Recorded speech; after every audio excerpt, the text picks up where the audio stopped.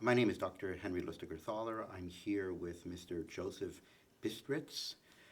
This is an interview conducted by the United States Holocaust Memorial Museum and the Ahmad Eish Memorial Museum in Brooklyn. Mr. Bistritz, let's start at the beginning and just to tell me your date of birth and the town and country you were born in. The date of birth is January 18, 1927. I was born in a small town called Karlibaba in Bukovina, Romania, where we continued to live. I was the fourth child, had three sisters in front of me. I was the first son in the entire family because my mother was the oldest one on her side and my father was the oldest one on his side. So we lived in Karlibaba till I was about four and a half or 5 years old, and then we moved all across the country to a town called Mihailfovo, which is very close to Großwerdijn, and it's exactly between Großwerdijn and Satmar. Mm-hmm. Nice community. It was about 5 miles from the Hungarian border. So you have a memory of Karlibaba? Of Karlibaba, yes, I do have a memory. As a matter of fact, I have a very good memory. I remember some very interesting highlights. I happen to remember when they cut my hair off when I was 3 years old. And I remember very clearly that my mother had baked a honey cake, and my father had written in it, whatever it was, I don't know exactly what was written in it. And they made a little party. And my mother took me and covered me in a big shawl, and with my father they took me straight to Cheder. And that was my formal induction into the Jewish education, besides what was given in every Jewish house. Mm-hmm. And that's where it started, and I think it still continues.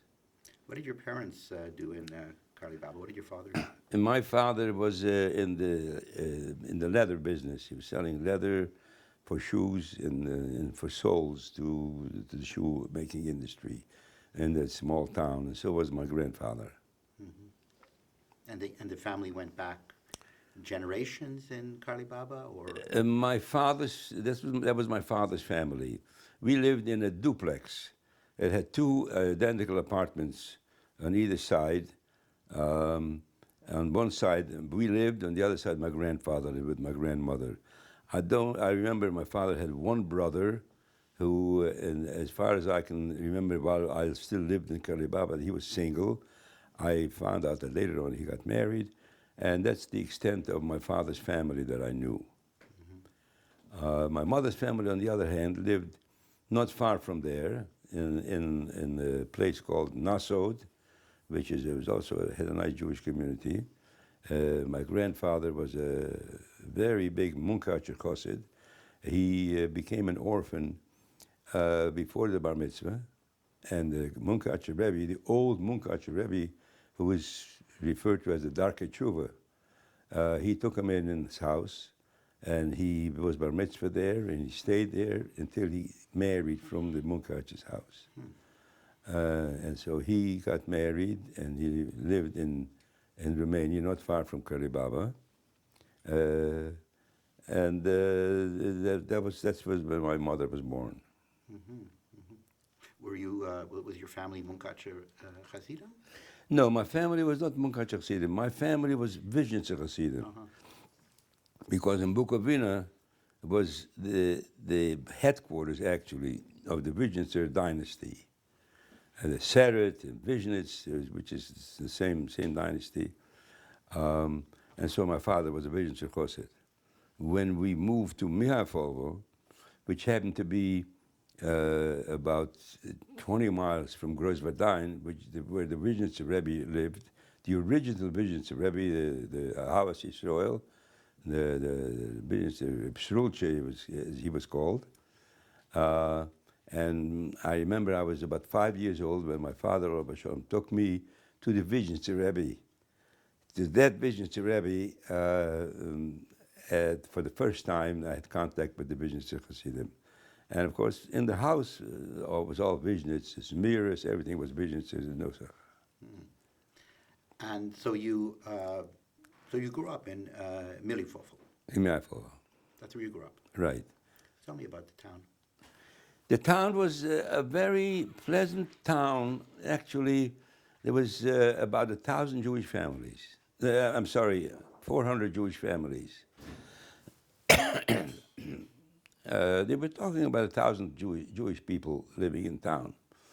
And the town was, I only have good memories for a long time in that town as I grew up. My father set up his business, and he was a leather goods business manufacturing. Ladies' handbags and wallets and suitcases and things like that. And I don't remember any real craftsman in other than a tailor and a shoemaker. Other than that, there was not real craftsmen like builders or roofers and things, which in Poland, Jewish people were in that industry a lot. Not in our town. Mainly they were merchants. And they had Satmar Hasidim there, they had Vizhnitzer Hasidim. The town had a yeshiva, which I went to the yeshiva for a long time as I grew up. When I didn't go to my grandfather, many times I went to my grandfather to learn, and I think I learned probably more there than I learned at the yeshiva. And so it was a very pleasant town, had a very pleasant childhood. The schedule was, as soon as it was 6 years old, the instructions in Cheder, so to speak, or the Talmud Torah, if you want to call it, began at 6 o'clock in the morning, and we learned and we davened, and then we went to school. The school, the secular studies, consisted of a secular school which had 4 grades, and it was run by the Jewish community. And there were only secular instructions, but it was run by the Jewish community. They financed everything. It was their own building. And the schedule was after breakfast, we went to school till 12 o'clock. 12 o'clock we went home for the main meal of the day, as customers in many places in Europe. That was the dinner, the main meal of the day. And then by 1 o'clock we were back at Cheder. And we stayed there until 8 o'clock. Summer, winter, 8 o'clock. This was our schedule. There was a break at 6 o'clock in the afternoon. And whoever had some money in the summertime, everybody brought something along for a little lunch, for a little snack. Those that had money bought ice cream. The ice cream used to come along with his little bell. And this is the only problems was around Easter and Christmas. And every time we came home, there was the Goyish kids, always waited for us behind the doors, behind the fence, and would attack us very, very often after they got all worked up in the churches about the Jews, but Jesus and all that stuff, the garbage, which has been proven not to be true anymore. And that was the only problem. Other than that, he had a very, very pleasant life. No complaints. It was very tranquil, very peaceful. It sounds, with the exception of of those boys, it sounds like a very, very pleasant memory you have of that time. Yeah, I have very pleasant memories. We learned, we grew up. It was a happy house, and generally in the Talmud Torahs, in the schools, in the Beis Medrash, in the mikveh, there was never any big problems that really affected the Jewish community in any adverse way. Tell me about your brothers and sisters. I had 3 sisters, all older than me. Two of them are still surviving. My older sister is 95. My second sister is the one in the middle that passed away. That was Alex's mother, passed away. She was a very heavy smoker. But my other sister survives. She lives in Bayonne, New Jersey.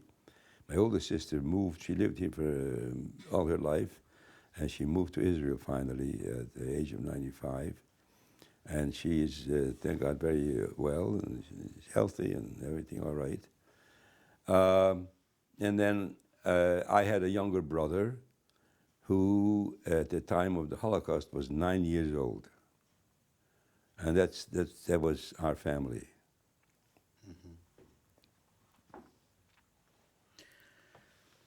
So you lived in Mihli-Fovo for until what age? Until the Holocaust. Until the Holocaust. Until the Holocaust. The major change that occurred, although there was a period where we were very, very much worried. The whole community was very worried about what's going to happen, because there was two anti-Semites who were elected to the government. And one was named Goga, and the other one was Kuza, and they were going to take over the government. And they made no secrets about how they're going to take care of the Jews. So much so that weeks before the time that they were supposed to take over the government, the government changed, that there was a lot of the problems. A lot of these, there was the Iron Guard, which was very active. It was a very virulently anti-Semitic organization. And they committed atrocities and murders with impunity, deep in Romania. Around our area, things were much more moderate, but we felt very, very worried.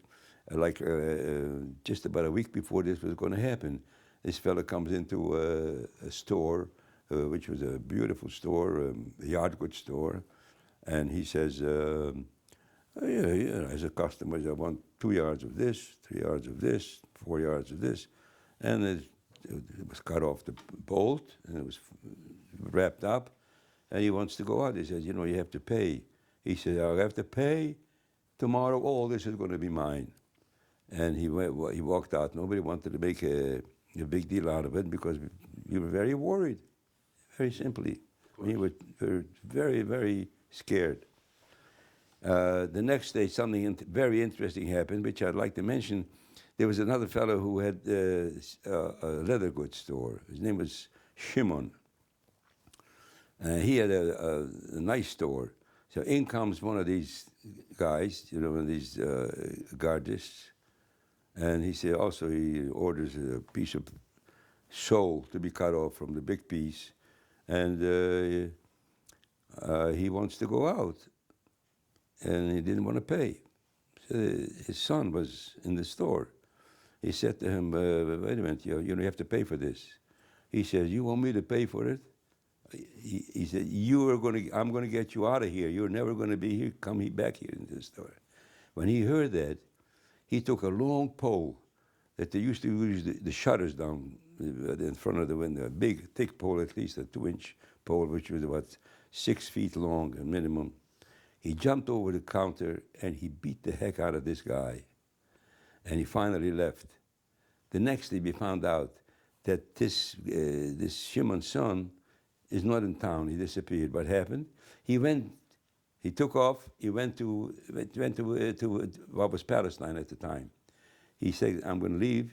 And he went to Constanza. And Constanza was a port on the Black Sea. And that's where all the ships from Romania were departing towards Palestine, towards the east. And he was on one of those boats, and later on we found out he was in Israel, it was Palestine at that time, and this was 1939. I was thinking 1940 when. This was 1939. 39. But by sheer miracle, this whole thing happened was a couple of weeks before Purim. And all of a sudden, at that time, I didn't know what was the problem. But we woke up one Friday, which was the following Friday, and everything was called off. My government is not going to change. And it was like a miracle, an actual miracle. So all these anti-Semites went back into their holes. You never saw them again. They went back to where they came from. I found out, and I'm not sure that this is correct, but I found out afterwards that the Romanian government was warned by either by America or England, that what they're trying to do is just not going to work, and it's going to backfire on them, and they told them not to do it. And I think that this is what made the change. But we saw it as it was before Purim, it was another miracle. And so this was in '39. And of course, this didn't last very long, because of course in 1940 the war was already raging. The Nazis were in Poland, they were in different places.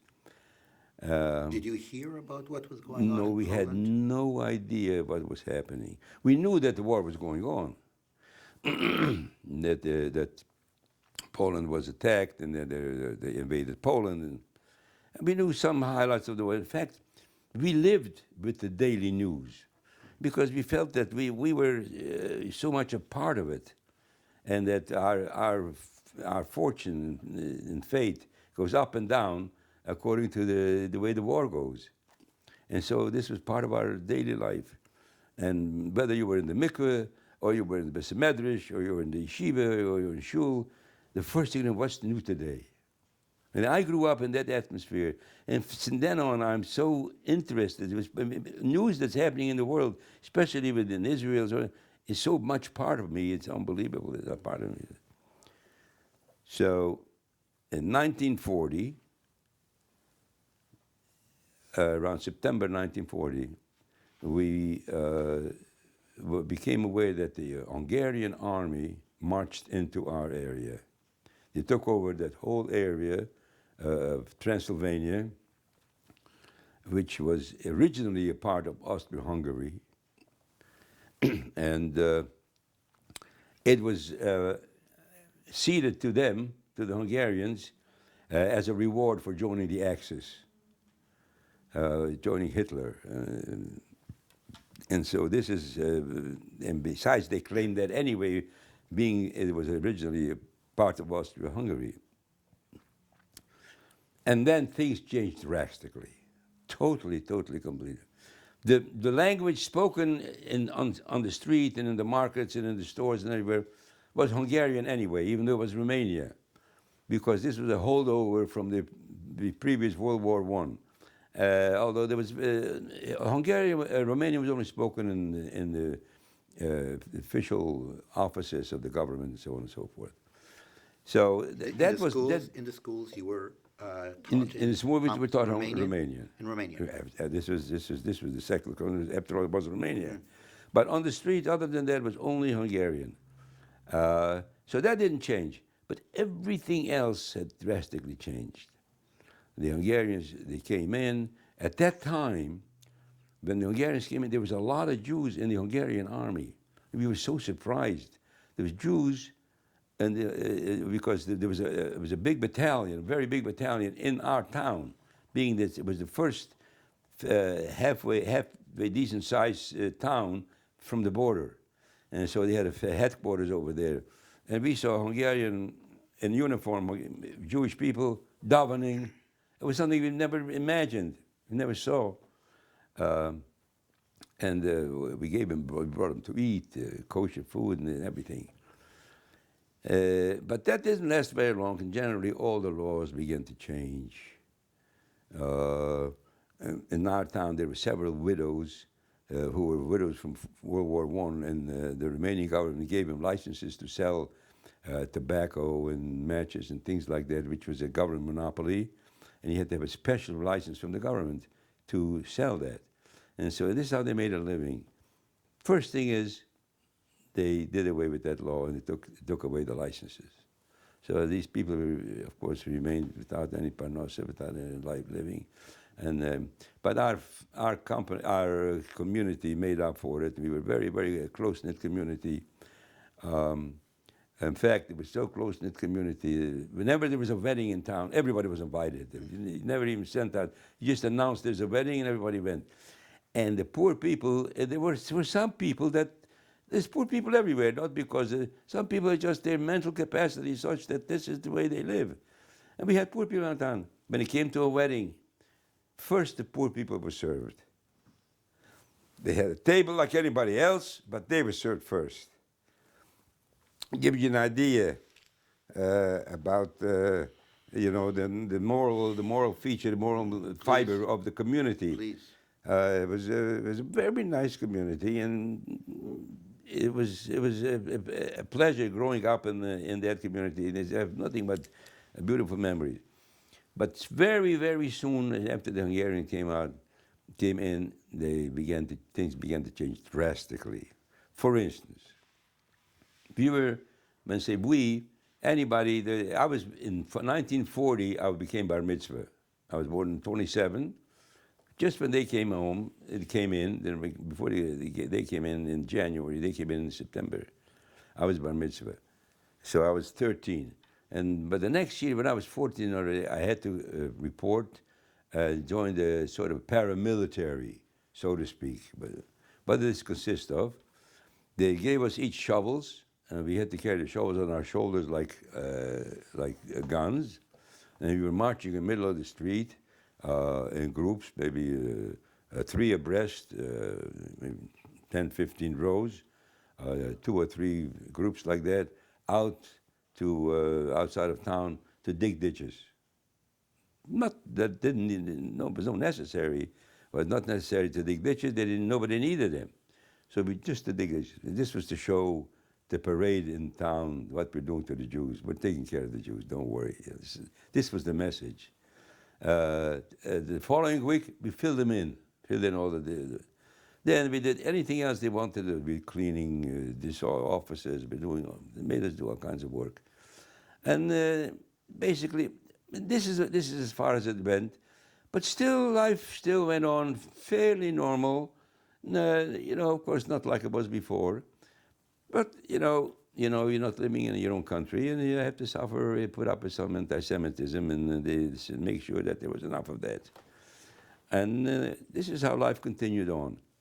And this went on all the while.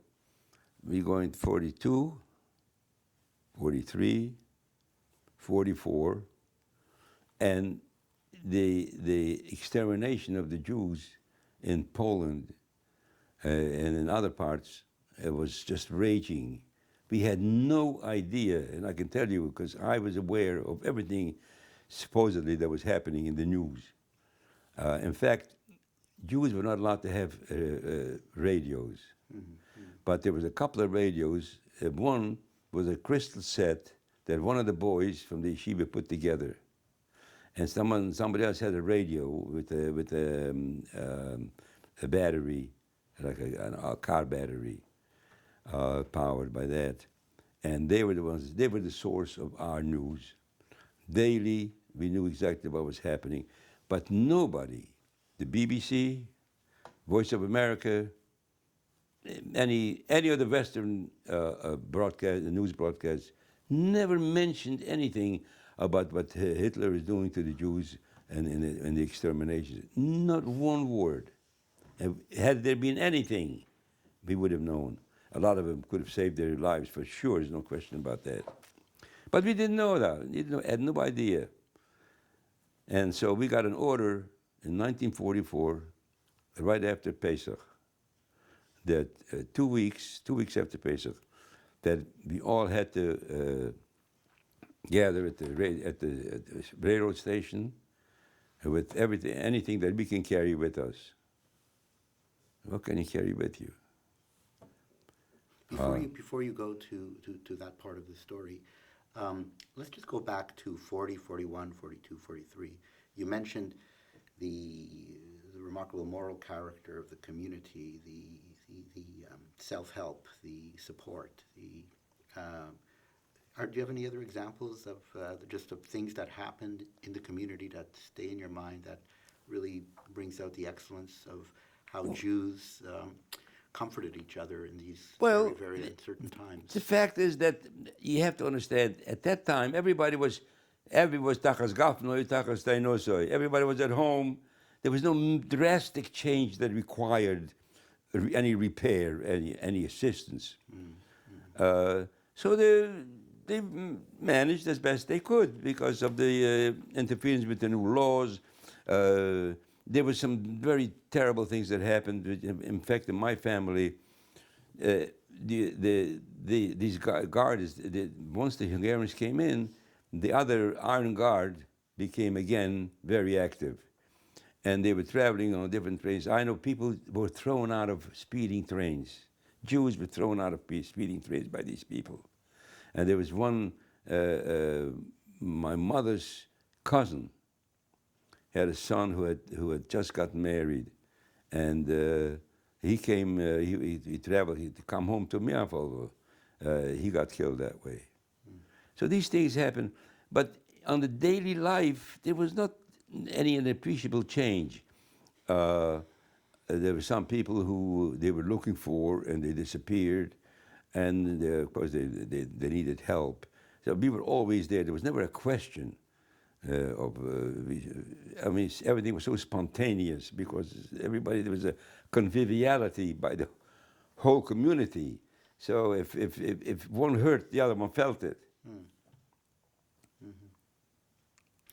So you were speaking about you received an order to gather.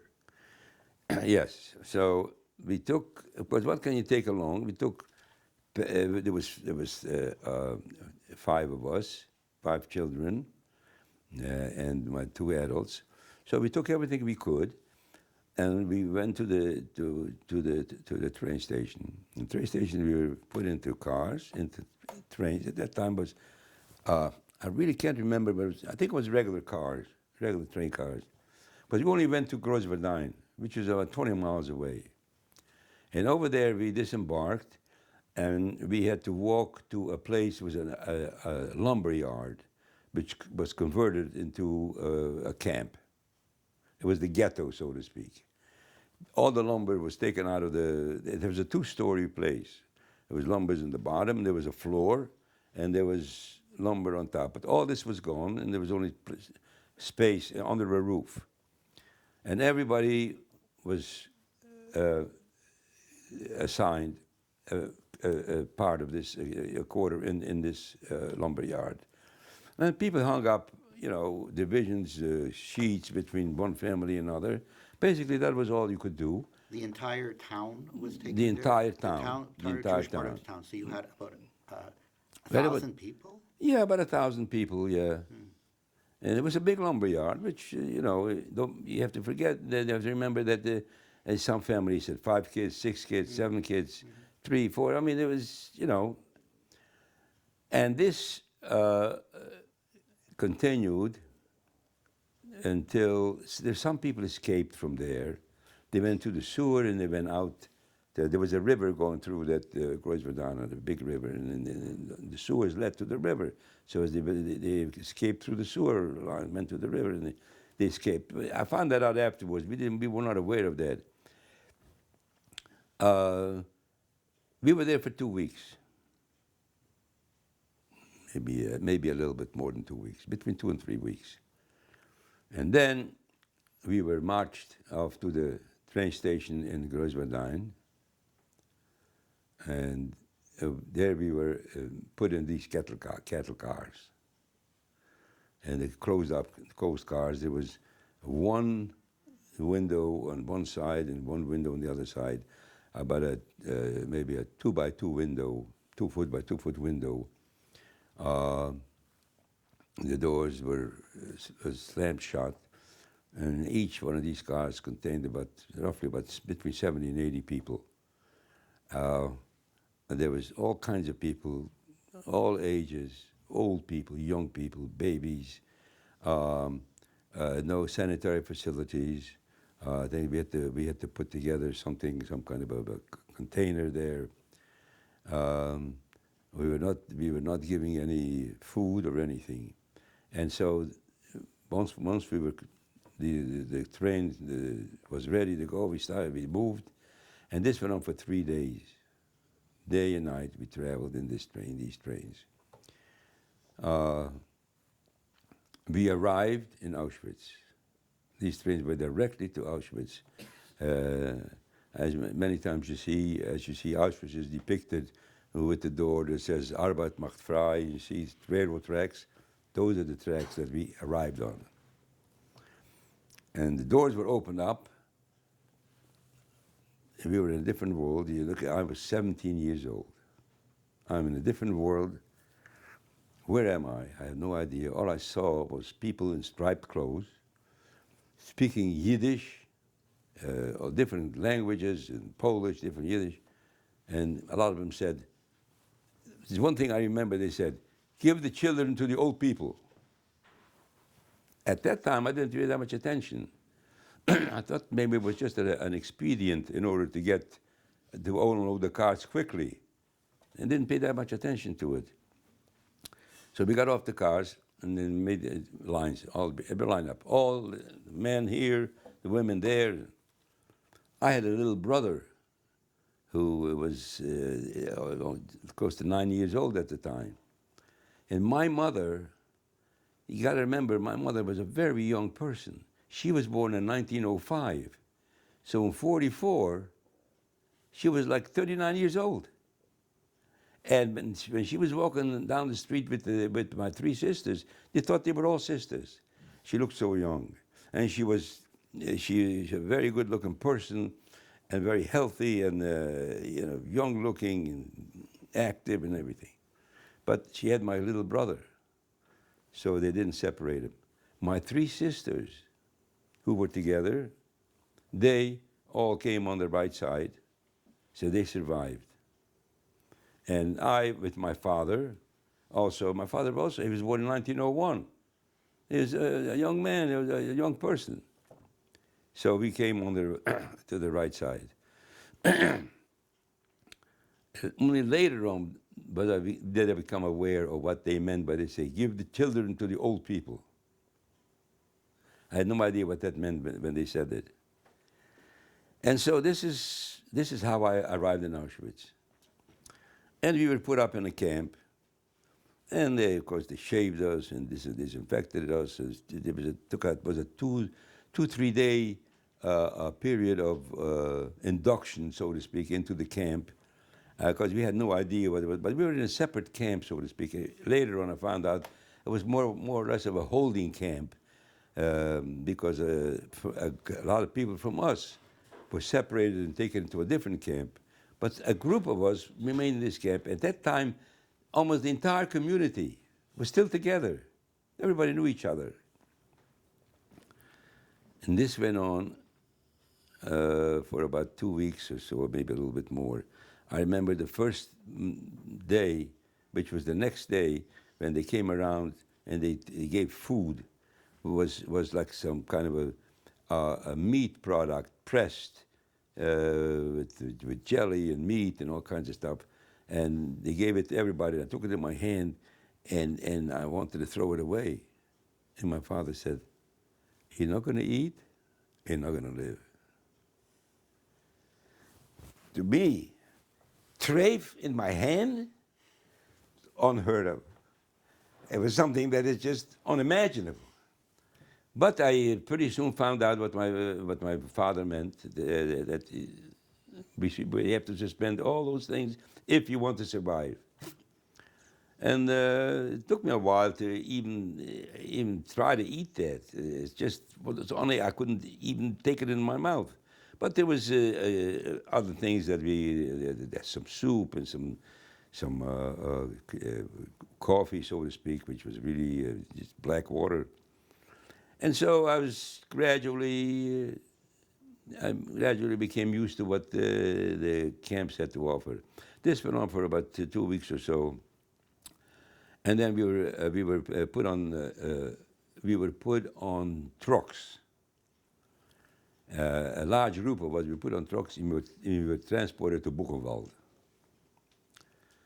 And so we arrived in Buchenwald, and Buchenwald was a very, very large camp. But at the end of the camp, as the father's end of the camp, beyond that, there was another area in the woods where they cleared, and they put up tents, and that was called the Zeltlager, which in English means a tent camp. And we were put up in that camp, and that too was a temporary camp. And soon after that, we were given shots and all kinds of different things. They were getting ready to move out of that camp. So they put together a group of us. I think there was roughly maybe about 500 people. You said you were given shots? Yeah, they were giving us injections, shots. For what do you think? I have no idea what that was for. I got one shot over here under the skin, right by my near my shoulder. I had no idea what that was. I know the women they were giving shots to prevent the menstruations and things like that. But for me, I don't know what the shots were. So that at that time, whereas in Auschwitz you were still together from the community. That Yeah, came yeah. in. There's a And whole here bunch of us in here. Buchenwald it changed. Right. In Not very much because that whole group came. The whole group of us came. Not everybody, but a large group. And this transport was from our own town. We're still together. And then soon after, maybe another four weeks later, they put us again on trucks, and they transported us to a place, to a city called Zeitz, Zeitz. What was in Zeitz? Zeitz had a enormously large factory that was converting brown coal through the method of gasification into gasoline. And it was an enormous place, miles and miles and miles. And they had an untold number of large storage tanks. That you've seen those tanks, and the gasoline tanks in different areas. And so the camp that we were supposed to live in was not ready yet. So they put us up in a place called Gleina, which is a small town near Zeitz. It was about maybe 6-7 miles. And that was an old army barracks that was not in use. So they put us up over there, while the camp was ready, which is it was all tents, and right near the factory, not far from the factory. So every morning we had to march in, and to work. We marched in the morning, and we worked in this camp. Our task was to help rebuild this camp. And not just ours, there was thousands and thousands of other workers, but we were part of it. They took these big gas tanks. They were cut up into large plates of steel, which were probably a half-inch thick. And before that, we had to clean out the tank. Was a lot of sludge in the bottom from the gasoline. It was the perfect thing to cause cancer, you know. I found out afterwards. But this is what we scraped that out, and this is what we did. And then they cut up the plates, and we were supposed to carry these plates to a large truck outside from there. And the edges were very sharp because the cutting torch doesn't make a smooth cut. And it was very, very heavy, and 4 people had to carry it. Something like that. It must have been at least maybe 300-400 pounds, for sure. What happened, one episode I want to mention is on these trips, morning and evening trips back and forth while the camp was being readied, there was a fellow, since we were still not very long from home, you know, not much time had elapsed. So a lot of people who were still had a little pouch, you know, they still had it. Didn't have, it might have gone down a little bit, but they're still very visible. As we were walking in my line, we were working 5 abreast, and they had the SS guard, front and back. The camp commander, who was a captain in the SS, he used to come with his motorcycle. He used to ride past us with a motorcycle. Every once in a while, he would stop and observe the people walking in the group. One day, he stops in my line. I was immediately petrified.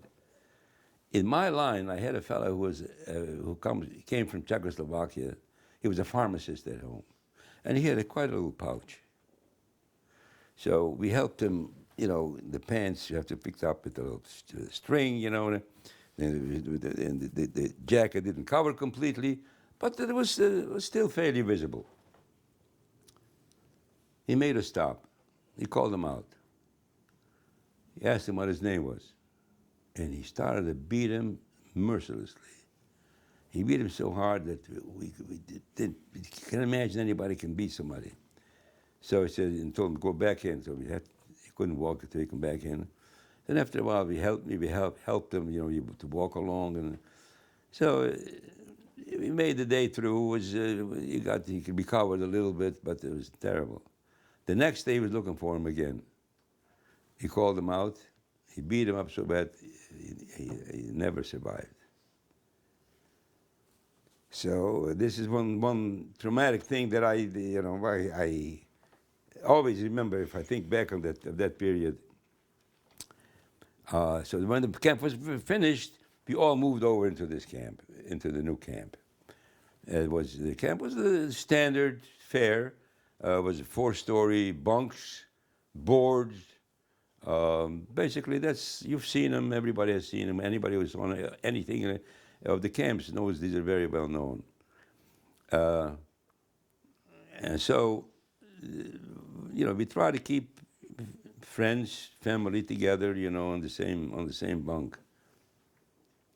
In the morning, we had to line up in the morning at 6 o'clock. So we got up a little bit earlier. We tried to daven, make a quick minyan, and You did this every morning? yeah, whenever we could, because sometimes you couldn't because the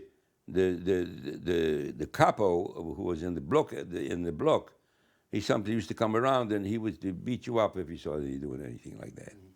So just on that moment, do you remember the name of the Czechoslovakian pharmacist? No, I wouldn't remember the name. Okay. I didn't know the name then. Okay. So so we used to do that and get up there and be counted, and then we went out to work, and we already had different called commando, and then there was commando. I know there was Commando Tyson. Right now, Tyson is a big company here. Tyson Krupp. They're taking elevators and everything. A big miyuchas. That time we worked for them. I have a record of my papers, the work that I did, and how much they paid, how much Tyson paid, or whatever. In my case, it was a different company. I'll tell you in a minute. How much they paid the government for my labor. I have my picture, my record. I had everything like that. I don't have it here, unfortunately. I have it in Florida. But I was able to get a hold of that record. It's my picture. My first paper when I arrived in Auschwitz. My name, how I look, my age, and the color of my eyes, everything. And then I had the same thing from Buchenwald.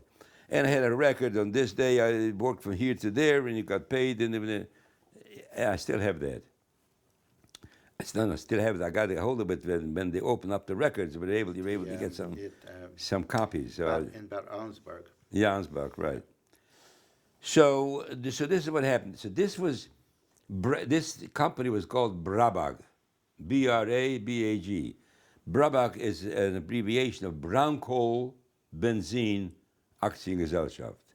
That's Inc. in English. So there was a private company, and they were working for the government, for the Hitler's government. So we were working for them, and this went on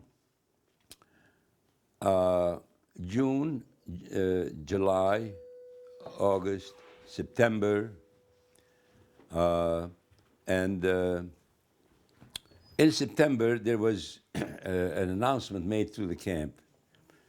Whoever wants to go back to Buchenwald can apply to go back to Buchenwald. Those that want to stay here can stay here. there was a group of us who decided to go back to Buchenwald. Because our memories of Buchenwald was we didn't do very much. We were in the Zeltlager, in the tent camp, which was a temporary camp, and we didn't do very much.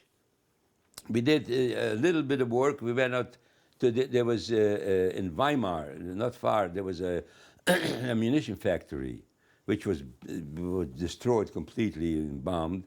And so we helped doing the, picking up things and cleaning up, but it didn't amount to very much.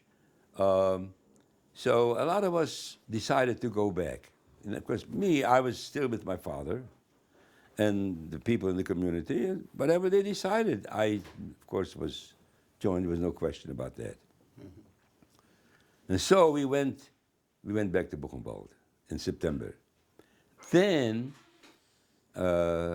we continued for a while. We were still in the Zeltlager, and then they moved us into the big camp. And to the big camp, I was separated from my father. We were there until January of 45. Meanwhile, we worked every day. We went to work every day. January 45, they all of a sudden, they were constantly making groups, going and coming and going. It made an announcement that this block, that block, this block, line up outside. And then they made the selection who was going to go and who's not going to go. They're preparing a transport to go somewhere to work. My father was among them. There was nothing I could do. I was in a different group, a different block. I was more for the younger ones, and that's the last time I saw him. So he went with that group. I don't know where they went. A few weeks later, I wound up in one of the transports to go. So in January, at the end of January, we transported a group of us, but this time I was already out of my group. I was with different people together. It was not hardly anybody from my hometown, and I didn't know anybody. One thing I want to mention also, while we were in this tent camp, there was a large group of Danish policemen who were brought into the camp. There was a fence, a large fence, a strong fence between the main camp and where we were. But it was a wire fence, so you could see through, you could talk through. One morning we wake up and see these big, husky people, fat people, good living. All of a sudden, several hundred of them, 3 blocks occupied by them. There was Danish, I think there was Dutch also. And then we found out who they were. They arrested them, and they brought them into the Buchenwald. But they were treated differently, not like us. So I just wanted to mention that. So from that group that they put together, where I was in that traveling group, we went to Sachsenhausen. Sachsenhausen, I know they broke the group up again, and then we went to Oranienburg. Sachsenhausen was like 2 weeks. I did some work in the lab there, cleaning this and that. And then Oranienburg was another couple of weeks doing some work, but this time it was already February. Then they put a new group together, and we went to another camp. The camp is called Ordruf. Ordruf is an infamous camp. What was Ordruf? Ordruf was a place where they were building a factory in the mountain. They were hollowing out a mountain, tunneling into a mountain, and to build a factory. I don't know whether it had to do anything with the V1 or V2 that they were doing. I know that was in Peenemünde, but maybe I think they were making it here. And so our task was to carry cement bags from the outside into there, and then where they would mix the cement, and all kinds of other work that we had to do. It was mainly carrying things on our shoulder. The big problem was it was probably the coldest part of Germany. It was so terribly cold. It was like below zero for sure, the temperature. And we were in the beginning. They made us march there, but then about a couple of weeks later, they realized that by the time we get there, we're of no use to them. So they took us by truck to work. But it was terrible, terrible, terrible. And the camp was a terrible camp. They didn't have the facilities. They had a kitchen that was an improvised kitchen, and they didn't have any sanitary facilities. I mean, they didn't have any care if somebody gets hurt. Not that they did very much for you, but they could. It's called what was called a lazaret, which was like a quick, Band-Aid place. How long were you in Ordruf? In Ordruf, I was luckily only for about 3 months. And let me tell you about Ordruf.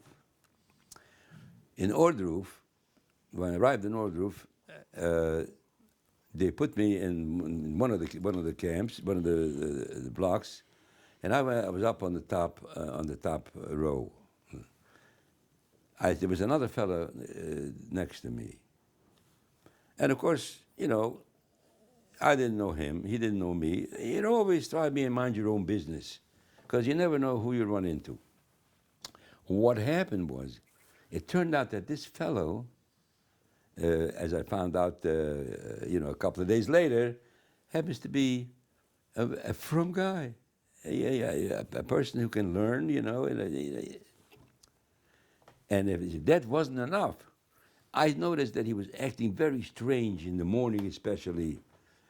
He was turning his back to me. He was doing things. He put his blanket over his head. Couldn't figure out. I wasn't asking any questions. I'm not looking for trouble. But then we started to talk. We talked. So he spoke Yiddish. At that time, Yiddish was the main language. Although I spoke German and spoke Romanian and Hungarian. This was from before, because German, in Bukovina, by the way, the language spoken was German. It was a High German. So finally I found out the reason for all this strange behavior. You'll never believe it. He had a tefillin shel rosh.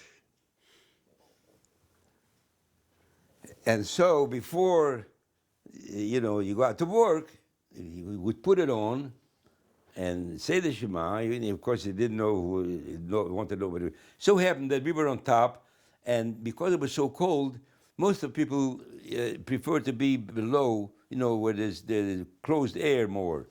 And he wanted to be on top because he didn't want anybody to see him. There was a couple of guys way on the other end that never bothered. And so he finally realized that he can confide in me. And that changed the situation completely, changed my life completely at that time.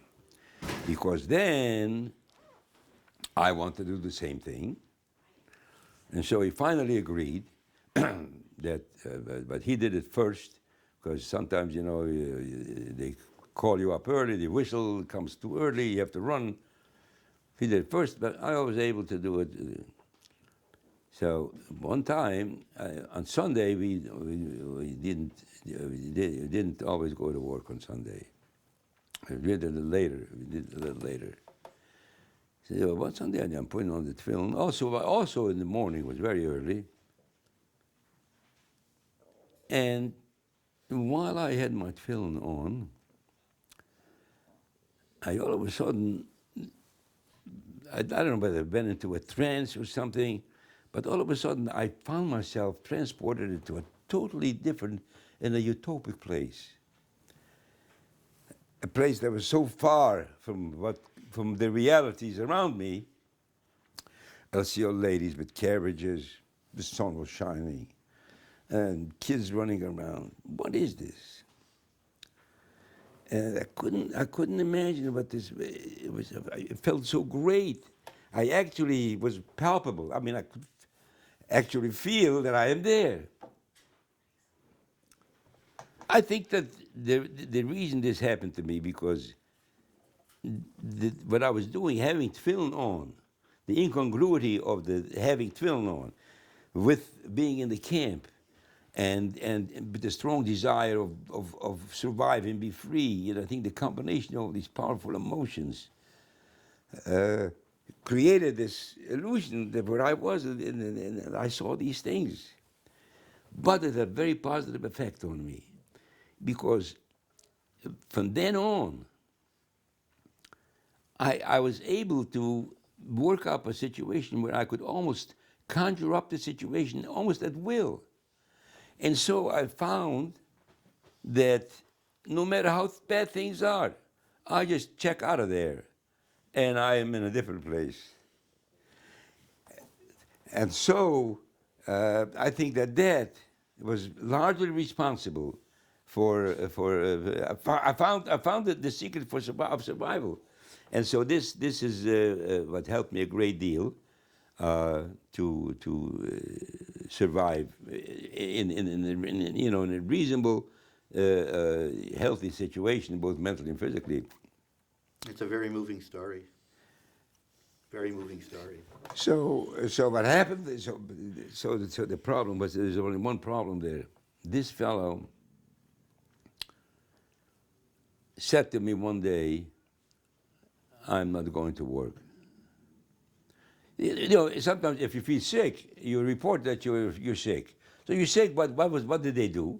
There was a burnt out building with like a factory also there. You know those little windows, a lot of windows, big windows with little panes, broken panes. This is one of those, and the big door that used to be on it was gone. So they had some straw there, and everybody was sick. They took him, "You go lie down over there." I tried to get him to forget this whole idea. He said, "I'm not going to work." He said, "You're crazy."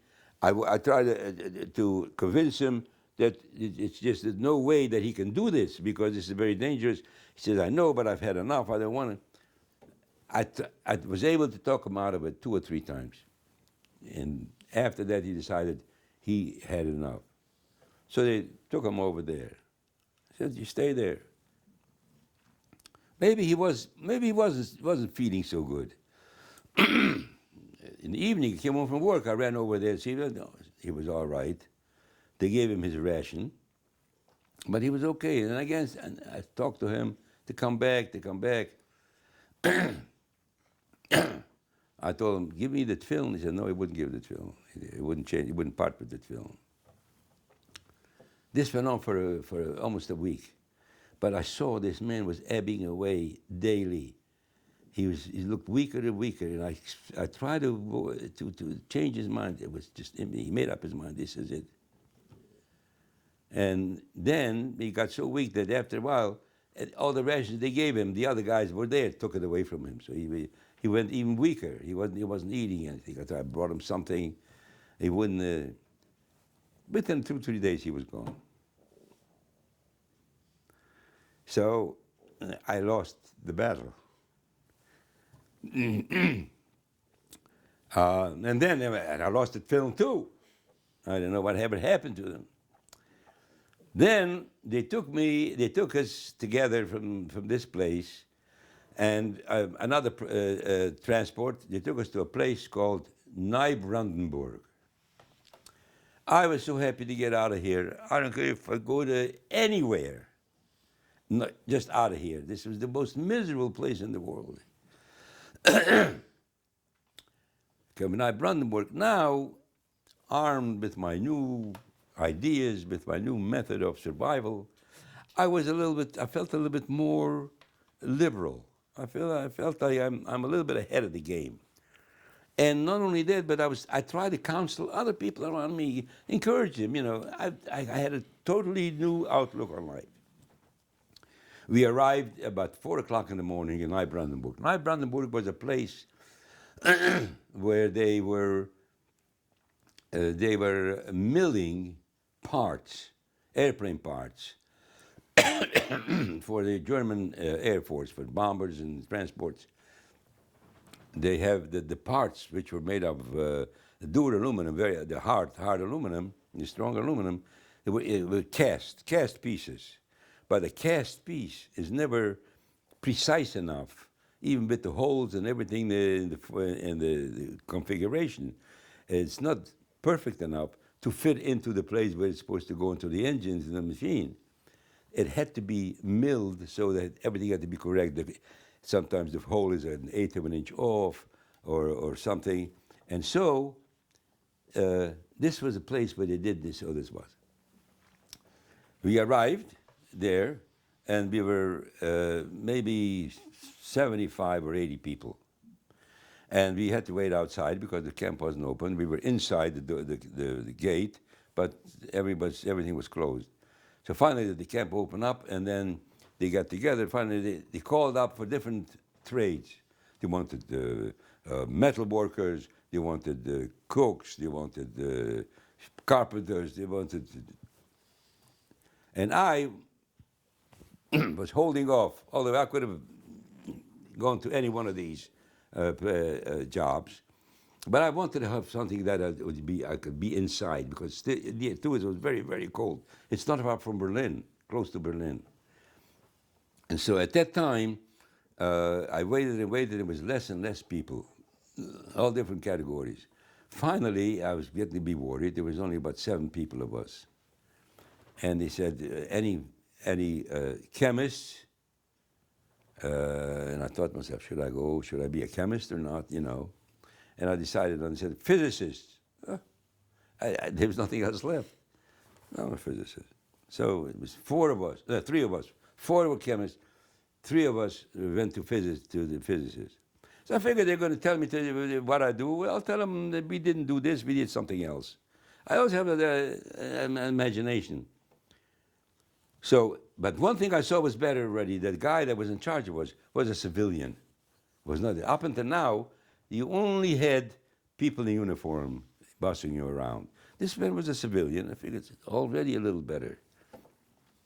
He took the 3 of us into the lab, and the other ones were real chemists. They were discussing, you know, trade talk, and he'd show them what he wanted to do. He'd tell them, you have to do this.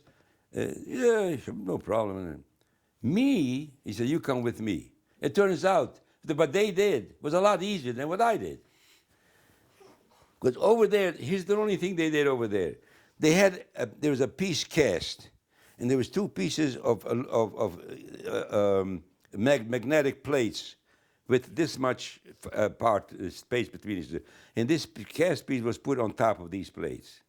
And the machine was turned on, so the magnetic force worked, and they were pouring on this oil with metal filing. So if there was any crack in this piece, the magnetic force would pull it in there, and they would see if it's cracked. It's not of no use. Anybody can do that. Me, he said, you come with me. He opens up different designs, and he says, you take this piece and you put it in this machine, and this way, and then you take he had a stand with a measuring pole, and it had a piece on it where you could raise and lower, and it had a very sharp piece on the end. And whatever it says on the poke, if it's 6 centimeters, you bring this up to 6 centimeters, and you make a scratch across the hole. And then when this is falling, you turn the thing around, and you see the other measurements, and you scratch it across the other way. So each hole had a cross on it, and that was the center. And this was served for milling it, to make sure the hole is exactly in the center. And I had to, you know, figure out a lot of things, a lot more complicated than what they were doing.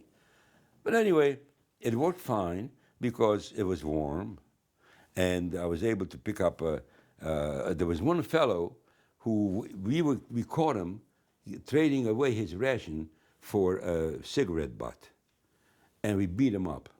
He said, "This, you have to eat it." Then we stood around him for him to see that he eats it, because you know the guy was, you know, he was an addicted cigarette smoker. But I was able to bring cigarette butts that were picked up and to give it to him, and he was so happy. And I also picked up any food that was left over in the lunchroom there. I'd bring up, and as I came back from the factory into the camp, and there was the guys in the camp was waiting there, and I would throw whatever I had, and they were. Much later, 25 years later, I lived in Miami Beach, and one of the fellows that was in that camp lived in Venezuela and in Caracas, and so he had his son going to school in Miami Beach in Hebrew school. So he came for Yontiv, and he davened where I davened. He sees me. He says, "Don't you know me?" I said, "How would I know you?" He says, "David Israel." "Who is David Israel?" He says, "I used to throw things. Remember, I used to catch what you used to throw me." Would I remember? I see so many faces. So it's interesting how you do something you never know. 25 years later, you find out. So this is one thing. So after that, we were in this camp. This was the nicest part of all the camps.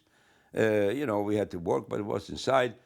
Then one day, I was around March, towards the end of March.